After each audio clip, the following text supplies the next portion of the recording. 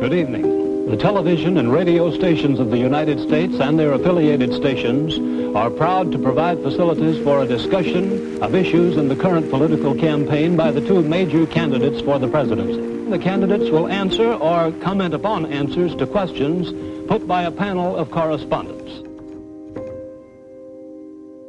Presidential debate is supposed to be about two candidates who have strong views on subjects and can agree or disagree in a way that helps the public to make a choice about who they ought to be voting for. On the other hand, there may be something wrong with presidential debates. Governor Romney, we're a little off topic here. completely off the immigration. I thought we were talking about Donald Trump's apprentice. Let me talk about this. Something else must be small. I guarantee you there's no problem. I guarantee. This man's been disparaging my plan with all this Washington fuzzy math. Some of this stuff is just downright silly, and yet the press tends to magnify it and go back to it.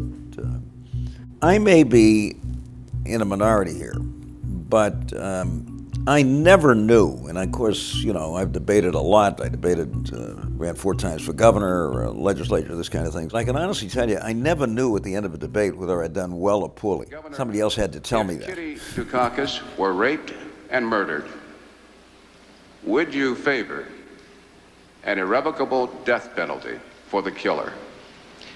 No, I don't, Bernard, and I think you know that I've opposed the death penalty during all of my life. I don't see any evidence that it's a deterrent. And I'd been asked that question so many times, you know, what would happen if somebody close to you, Kitty, somebody else, was murdered or assaulted and so forth, that I kind of answered it in a kind of matter-of-fact way. I have to tell you that I've watched that once or twice since, and I thought it was a fairly good answer. Maybe I should have been more emotional, this, that, and the other thing. In my opinion, the town hall format is vastly superior to any of this other stuff. Now, what are we talking about? We're talking about a couple of hundred uncommitted voters from this area. The candidates will be asked questions by these voters on a topic of their choosing, anything they want to ask about. My question was originally for Can we focus on the issues and not the personalities? Well, it is true that the format was made to order for a guy like Bill Clinton, who said is best in that kind of setting.